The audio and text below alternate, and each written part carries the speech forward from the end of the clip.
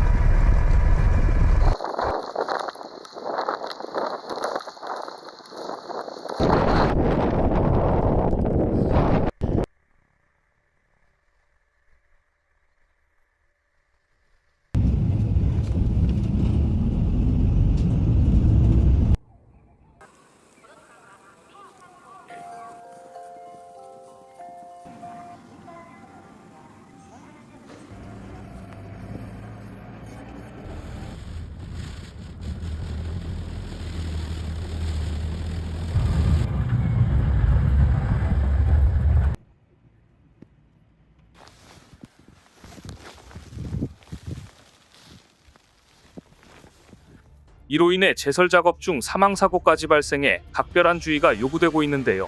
지난 11일 아사히 신문 등 현지 매체는 일본 기상청을 인용해 전날 오후 7시 기준 니가타현 스난마치는 330cm, 우오누마시는 325cm의 적설량을 기록했다고 보도했습니다. 야마가타현 오쿠라무라에도 304cm가 넘는 폭설이 내렸고 기록적인 폭설이 쏟아져 눈을 치우던 주민들이 다수 사망했습니다. 기상당국은 폭설 최고조는 지났으나 한기 영향이 계속됨에 따라 눈이 이어질 것이라고 예보했습니다. 지진과 쓰나미, 화산 폭발 등 자연재해가 끝이 없는 일본에서 이번에는 역대급 폭설로 많은 사상자가 나왔는데요. 그런데 일부 지역에는 12시간 동안 120cm의 역대급 폭설이 내려 주민들이 큰 불편을 겪고 있는 반면 이런 심각한 상황 속에서도 슬로프를 기어오르는 일본의 스키 인파들이 있어 눈살을 찌푸리게 했습니다. 시야가 흐리게 보일 만큼 폭설이 쏟아지는데도 구름인파가 줄지어 눈 덮인 경사면을 엉금엉금 기어오릅니다. 이곳은 얼마 전 기록적인 폭설이 쏟아진 일본 홋카이도의 한 스키 리조트입니다. 일주일 넘게 지속된 폭설로 일본 북부 일부 지역에선 적설량이 4m를 넘어서기도 했습니다. 그런데 이례적인 날씨에도 스키장을 떠나지 않은 관광객들이 정상으로 향하는 케이블카로 몰리면서 어마어마한 대기줄까지 생겼습니다. 게다가 기다림을 참지 못한 일부 스키어와 스노보더들은 퍼붓는 눈을 맞으며 가파른 슬로프를 직접 등반하기도 했습니다. 이들은 슬로프를 오르기 위해 나름의 기술을 사용하는 것도 목격됐습니다. 한 사람은 자신의 스키를 지팡이처럼 사용하는가 하면 다른 사람들은 스노보드를 눈 속에 박아 지지대로 활용하는 방식으로 올라가는 모습도 보였습니다. 일부는 미끄러져 슬로프에서 굴러떨어지기도 했습니다. 영상을 본 네티즌들은 슬로프를 내려오려면 한참을 기다려야겠다. 내려오는 것보다 올라가다가 더 다칠 듯하다. 개미 떼갑다. 등의 반응을 내놓고 있습니다.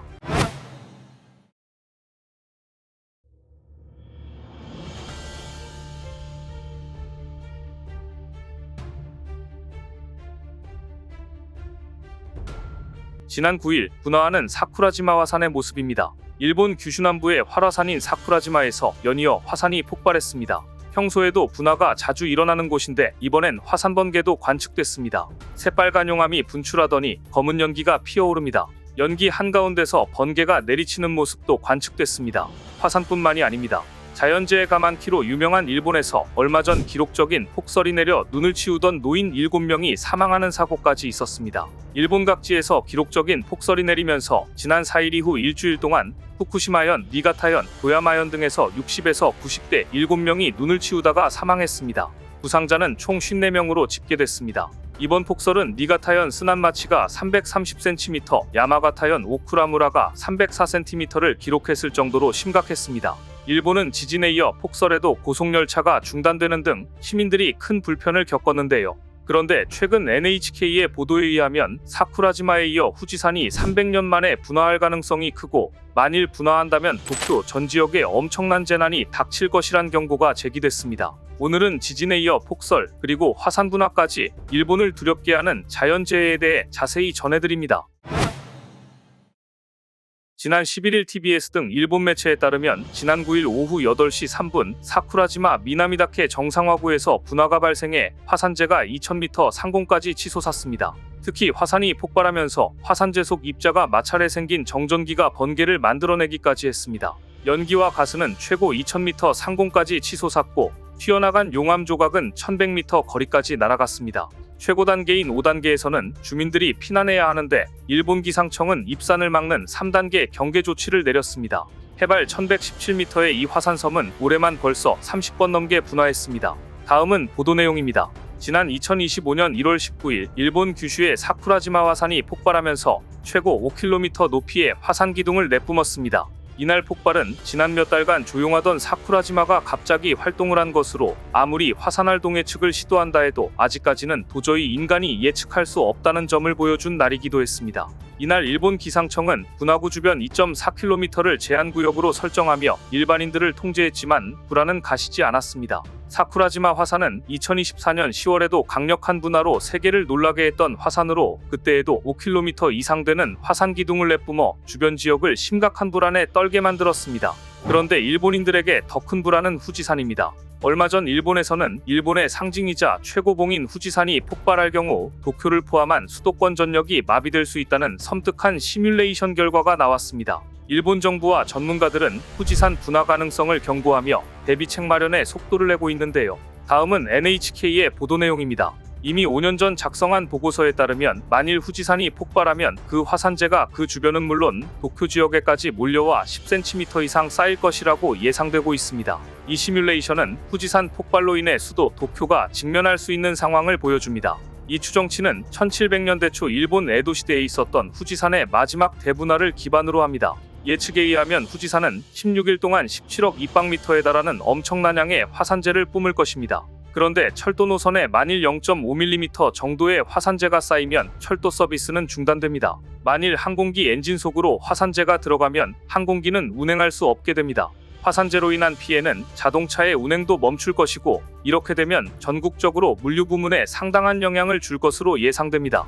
보고 계신 이정화 시설은 도쿄 지역에 식수를 공급하고 있는데요. 일본 공무원들은 만일 후지산이 폭발하면 이 식수 시설에 덮개를 씌울 것이라고 말했습니다. 일본 기상청은 화산 분화 예보 시스템 강화를 위해 처음으로 전문가들이 참여하는 회의를 열었습니다.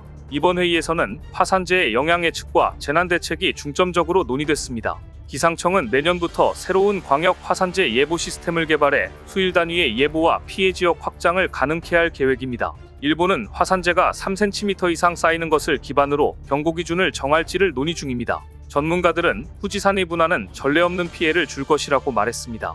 오늘날 사회는 자동차나 항공기에 많은 것을 의존하고 있기 때문에 더욱 그렇습니다. 이번에 발족한 패널은 후지산이 폭발할 경우 어떻게 대비할 것인가에 대한 논의를 할 것이며 오는 3월까지 논의를 마무리할 예정입니다. 일본이 이렇게 화산 분야 예보 시스템을 강화한 이유는 현재 운영 중인 화산재 낙하 예보가 6시간 이내에 소규모 분화만 예측 가능해 대규모 재난에 대비하기 어렵다는 한계가 지적되어 왔기 때문입니다. 이에 일본 정부는 후지산 폭발 시 발생할 최악의 상황을 가정한 시뮬레이션 분석을 진행하며 대응 방안을 강화하고 있는데요. 일본 정부가 2020년에 실시한 시뮬레이션에 따르면 후지산이 폭발할 경우 약 3시간 만에 화산재가 수도권에 도달해 철도 운행이 중단되고 대규모 정전이 발생할 것으로 예측됐습니다. 특히 2주간 화산재가 지속될 경우 도쿄 인근 가나가와현과 야마나시현에는 30cm 이상의 화산재가 쌓이고 도쿄 도심에는 10cm 이상의 화산재가 관측될 전망입니다. 화산재 1mm만으로도 차량 운행이 제한되며 10cm 이상 쌓일 경우 도로 통행이 불가능해집니다. 이처럼 후지산이 폭발하면 재앙이나 다름없는 일들이 벌어질 뻔한데 최근 후지산 주변에서는 여러 가지 이상 징후가 감지되고 있습니다. 후지산 인근 호수의 수온이 예년보다 상승하고 있으며 이로 인해 겨울철에도 얼음이 제대로 형성되지 않는 현상이 관측된 겁니다. 특히 만년설로 덮여있던 후지산 정상의 얼음 동굴 내부에서도 빙하가 급격히 녹아내리는 모습이 보고되며 마그마 활동이 활발해진 징후라는 우려를 낳고 있는데요. 지진 활동도 증가하고 있습니다. 후지산 주변 지역에서는 2022년 이후 규모 4.0 이상의 지진이 빈번히 발생하고 있습니다. 전문가들은 이 같은 지진 활동이 지하 마그마 상승과 관련이 있을 수 있다고 분석했습니다. 후지산 폭발 우려, 잦은 폭설, 그리고 또 하나 일본인들의 잠재적인 공포는 바로 난카이 대지진에 대한 경고입니다. 앞서 지난 1월 13일 오후 9시 19분께 규슈 미야자키현 앞바다에서 규모 6.6의 지진이 관측됐는데 이날 일본은 크게 놀랐습니다. 진원지가 휴가나다 진원의 깊이는 약 36km였는데 이 지진이 발생하자 일본 기상청은 난카이 예고 거대 지진 발생 위험을 검토하는 임시정보를 발표했을 정도였습니다. 당시 전문가 검토회에서 평상시보다 위험이 높아진 것으로 생각되는 현상은 아니다. 그러나 거대 지진이 언제 일어나도 이상하지 않다. 조사가 끝났지만 결코 안심하지 말고 계속 지진에 대비해달라고 당부했지만 난카이 대지진이 결국 일어나는 것인가? 일본 열도는 큰 두려움에 빠졌습니다. 난카이 대지진은 도카이 앞바다에서 규슈 앞바다로 이어지는 난카이의 곡을 진원으로 하는 지진인데요. 일본 정부는 지난해 기준 앞으로 30년 안에 규모 8, 9에 달하는 난카이 대지진이 발생할 확률을 7-80%로 보고 있다고 발표했습니다. 일본은 대체 왜 이렇게 난카이 지진을 우려하는 것일까요? 난카이 대지진이 발생하면 사망자 최대 32만 명, 경제 피해는 220조 엔으로 예상되기 때문입니다. 피해액의 규모만으로도 일본을 강타했던 동일본 대지진이나 한신 대지진을 크게 웃도는 수준이기 때문입니다. 그런데 이 대지진이 언제 일어나도 이상하지 않을 정도로 조짐이 보인다니 불안할 수밖에 없는데요. 일본 매체 니혼게이자이는 난카이 대지진 피해가 예상되는 기초지자체 약 40%는 피난소가 부족하다고 보도한 바 있습니다. 또 일본 내각부는 난카이 대지진 발생 시 피난민 수를 최대 950만 명으로 추산했는데 약 53만 명은 피난소를 이용할 수 없을 것으로 보인다고 전했습니다. 그야말로 진짜 일어난다면 일본 국민들에게는 공포 그 자체일 것입니다. 심지어 일부 연구자들은 난카이 대지진으로 후지산이 분화할 위험성을 지적하기도 합니다. 두 가지가 한꺼번에 몰아닥친다면 일본 열도는 어떻게 되는 것일까요? 만일 그런 일이 벌어진다면 주변 지역 주민들이 장기 피난을 해야 하는 것은 물론 도쿄 등 수도권에 대량의 화산재가 내릴 것이며 일본은 회복하기 어려운 피해를 입을 가능성이 큽니다. 후지산은 5600년 전부터 약 180회의 분화가 일어났다고 합니다. 마지막인 1707년 분화 이후 300년 이상이 지났습니다. 일본에선 언제 분화해도 이상하지 않다고 보고 있는데요. 안 그래도 자연재해가 끊이지 않는 일본은 지금 난카이 대지진의 후지산 폭발에 대한 공포까지 더해져 마음 편할 날이 없어 보입니다. 최근 일본에서 지진과 관련된 우려가 커지고 있습니다. 특히 일본 만화가 타츠키 료의 예언이 다시 화제를 모은 가운데 그의 예언은 일본 사회에 큰 영향을 미치고 있습니다. 타츠키 료는 2011년 동일본 대지진을 정확히 예측한 바 있습니다. 그 예언은 당시 많은 이들에게 충격을 주었는데요. 그런데 그가 2025년 올해 7월에 발생할 대재앙을 예언해 논란이 되고 있습니다. 이 예언은 단순히 과거의 사건에 대한 예측을 넘어서 일본의 미래를 예고하는 중요한 메시지를 담고 있으며 당장 몇 개월밖에 남지 않은 예언이라 일본 열도를 충격에 빠뜨렸습니다. 2011년 동일본 대지진을 정확히 예측한 일본의 한 만화가 올해 7월 5일 일본에 대규모 재난이 발생할 것이라는 예언을 담아 다시금 화제가 되고 있습니다. 지난해 일본을 강타한 난카이 대지진 공포와 맞물려 재조명된 것입니다. 최근 일본 매체 일간 겐다이 등에 따르면 타츠키 료의 만화 내가 본 미래 완전판은 지난 2021년 20여 년 만에 복간된 이후 80만 부 판매를 돌파했습니다. 타츠키가 1999년 처음 출간한 내가 본 미래는 꿈 내용을 생생하게 기억하는 작가가 30대부터 꿈에서 본 장면들을 기록한 작품입니다. 만화에는 2011년 3월 대재해가 온다는 꿈 내용이 언급됐는데 이를 두고 2011년 동일본 대지진을 정확히 예측했다며 화제가 됐습니다. 또 작가는 새로운 바이러스가 나타나 2020년 4월 정점을 찍고 사라진 뒤 10년 후 돌아오는 꿈을 언급했는데 이는 코로나19 발생을 예측한 것이라는 해석도 나왔습니다. 완전판에서 타츠키는 2025년 7월에 발생할 재난에 대해 구체적으로 언급했습니다. 그는 최근 같은 꿈을 계속해서 꾸고 있다며 이번에는 날짜까지 확실하게 보입니다. 재앙이 일어나는 날은 2025년 7월이라고 했습니다. 이어 내가 하늘에서 지구를 내려다보고 있습니다. 구글 어스로 지구를 보는 느낌이라고 설명하면 이해할 수 있을 것이라며 갑자기 필리핀의 가운데에 있는 해저가 분화를 했다. 그 결과 해면에서 대형 파도가 사방팔방으로 뻗어나갔고 태평양 주변 국가들의 쓰나미가 발생했다고 했습니다. 또 쓰나미의 높이는 2011년 대지진 당시의 3배나 되는 거대한 파도였다며 이 충격으로 대만, 홍콩, 필리핀 등이 마치 하나로 연결되는 듯이 보였다고 전했습니다. 한 일본 대형 출판사 편집자는 난카이 트로프 지진 발생 확률이 높아지는 상황에서 동일본 대지진 예언을 적중시킨 타츠키의 새로운 예언이 주목받고 있다며 일부 사람들은 예언을 믿고 홋카이도 등으로 이주를 준비하고 있다고 했습니다. 앞서 지난해 8월 일본 남부 규슈 앞바다에서 발생한 지진을 계기로 일본 전역에 거대 지진 공포가 확산한 바 있습니다. 지난해 여름 일본 남부 규슈 미야자키현 앞바다에서 강한 지진이 발생했습니다. 규모 7.1의 강진이었는데요. 일본 기상청에 따르면 이 지진은 단순한 해저 지진이 아니라 난카이 트로프 지진과 연관이 있을 가능성이 크다고 밝혔습니다. 강진 발생 하루 뒤 일본 가나가와현에서도 규모 5.3의 지진이 또 발생했습니다. 가나가와현은 도쿄와 가까운 지역으로 일본의 경제 중심지 중 하나인데요. 이 지진으로 인해 도쿄 수도권 일대에서도 진동이 감지되었습니다. 이 두 번의 지진 이후 일본 기상청은 공식적으로 거대 지진 경고를 발표했습니다. 일본 기상청 관계자는 최근 몇 년 동안 일본 내 해양판과 대륙판의 압력이 누적되고 있다며 난카이 트로프 지역을 포함한 일본 전역에서 거대 지진 발생 가능성이 평상시보다 여러 배 증가했다고 밝혔습니다. 난카이 트로프는 일본 남부 해안에서 발생할 수 있는 대규모 지진의 중심지로, 이 지역은 일본에서 가장 큰 지진의 발생 가능성이 높은 지역으로 잘 알려져 있습니다. 난카이 트로프는 일본의 본섬인 혼슈와 시코쿠 섬 사이의 해저에 위치한 대규모 지각변동 지대입니다. 이 지역은 일본 열도 주변에서 발생하는 가장 강력한 지진들이 주로 발생하는 곳으로, 역사적으로도 몇 차례 대규모 지진을 일으킨 바 있습니다. 난카이 트로프 지진은 주로 해저 지진으로 발생하며, 이는 일본 전역에 심각한 영향을 미칠 수 있는 잠재력을 가지고 있습니다. 난카이 트로프는 일본 해구에서 발생하는 수많은 지진의 주요 원인으로, 특히 일본 열도를 동서로 가로지르는 난카이 해곡에 위치하고 있습니다. 이 해곡은 일본의 지각판 구조에서 중요한 역할을 하며, 해양 지각이 육지 지각 아래로 미끄러지는 역단층 구조를 가지고 있습니다. 이로 인해 난카이 트로프는 지각 변동이 발생할 가능성이 매우 높은 지역으로 분류됩니다. 또한 난카이 트로프 지역은 일본 남부의 기온이나 규슈, 시코쿠 등 주요 지역들과 근접해 있어 이러한 지역들은 잠재적으로 큰 피해를 입을 위험에 처해 있습니다. 지진이 발생하면 그 여파는 단지 일본만의 문제가 아닙니다.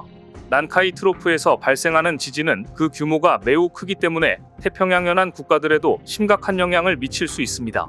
예를 들어 대형 쓰나미가 발생할 경우 일본뿐만 아니라 같은 부리고리에 있는 대만, 필리핀, 홍콩 등 태평양 연안 국가들까지도 쓰나미의 영향을 받을 가능성이 큽니다.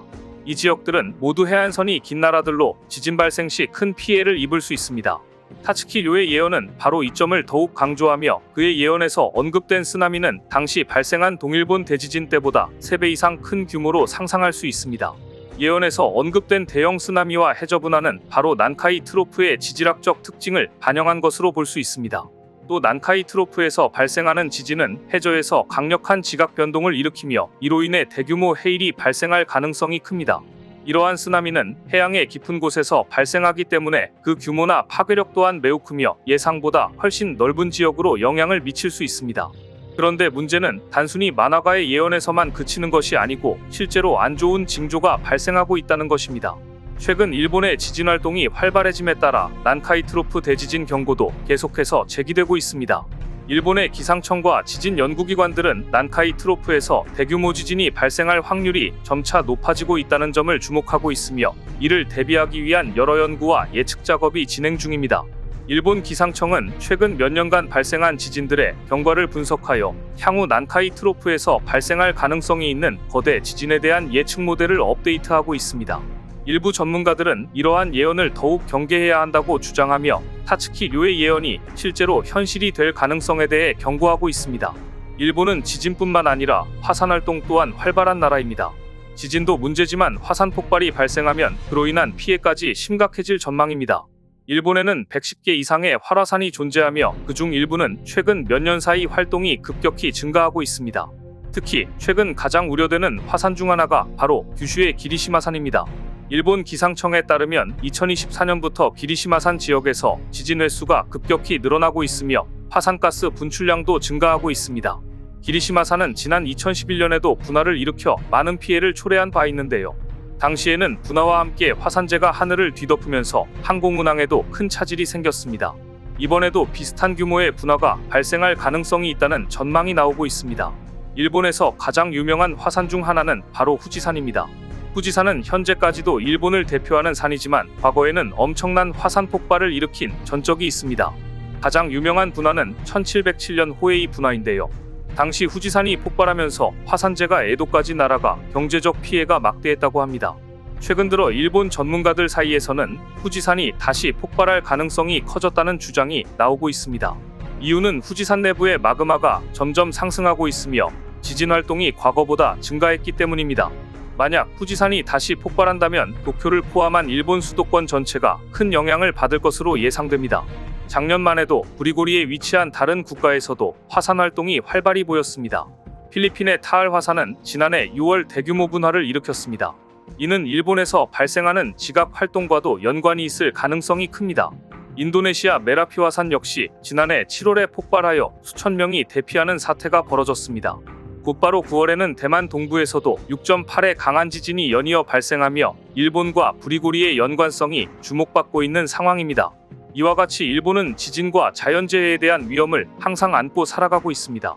타츠키 료의 예언은 이러한 위험을 더욱 명확하게 드러내며 일본 사회에 큰 경각심을 일으키고 있습니다. 일본은 이미 지진 대비 시스템을 갖추고 있지만 예언에서 제시된 대형 쓰나미와 해저분화는 기존 대비책만으로는 충분히 막을 수 없는 재앙이 될 가능성도 존재합니다. 일본 내의 전문가들도 수년 내에 난카이 트로프 지진 가능성을 매우 높게 보고 있습니다. 과연 앞으로 일본이 어떤 상황을 맞이하게 될지, 과연 타츠키 료의 예언이 다시 실현될지 관심 있게 지켜보겠습니다. 오늘 준비한 소식은 여기까지입니다. 댓글을 통한 여러분들의 많은 의견 기다리겠습니다. 시청해주셔서 감사합니다.